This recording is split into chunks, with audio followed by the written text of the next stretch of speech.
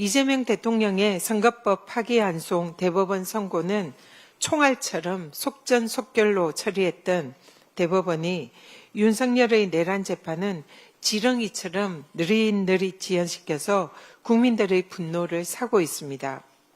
저희 의원실에서 자료 요구를 한 분석 결과 이재명 대통령의 선거법 사건 대법원 선고가 최근 10년간 대법원의 180건 전원 합의체 사건 중에서 가장 신속하게 처리된 것으로 확인됐습니다.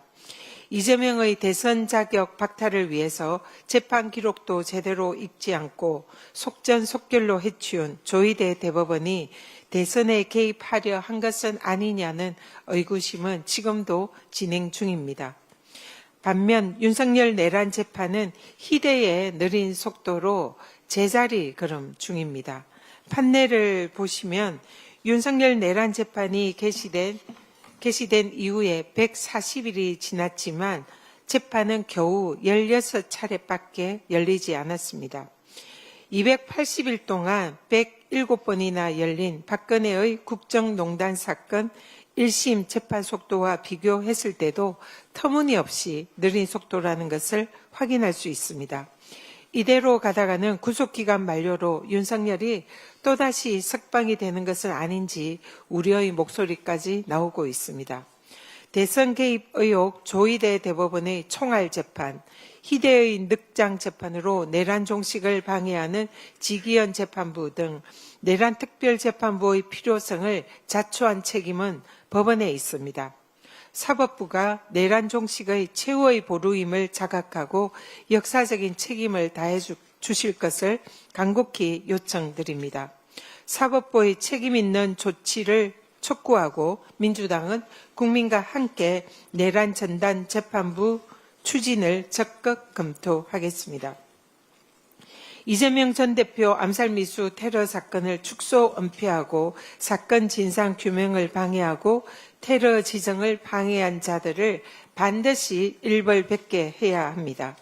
어제 정보위에서 테러 지정을 하지 말자는 김상민 국정원 법률특보의 보고서가 있었다는 것이 확인됐습니다.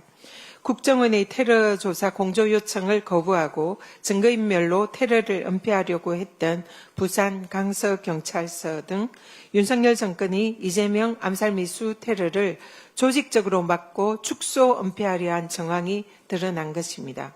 유력 야권 대권 주자에 대한 전대미문의 암살 시도 테러를 정권 차원에서 축소 은폐하려 한 천일 공노할 범죄 정황이 드러나고 있는 것입니다. 국정원 조사로 테러 은폐 정황이 확인된 만큼 그 배후와 동기를 철저히 밝히고 진상을 반드시 규명해야 합니다. 민주당 정치 테러 대책위는 이재명 암살 시도 테러의 진상과 정권의 축소 은폐 의혹의 진상을 철저히 밝히는 특검을 추진을 하겠습니다. 반드시 끝까지 추적해서 진상을 규명하고 그 책임을 묻겠습니다. 김건희의 통일교 국민의힘 집단 입당 청탁으로 드러난 국힘의 정교 유착은 헌정질서와 정당 민주주의를 파괴하는 심각한 이단 사이비 게이트 중대 범죄입니다.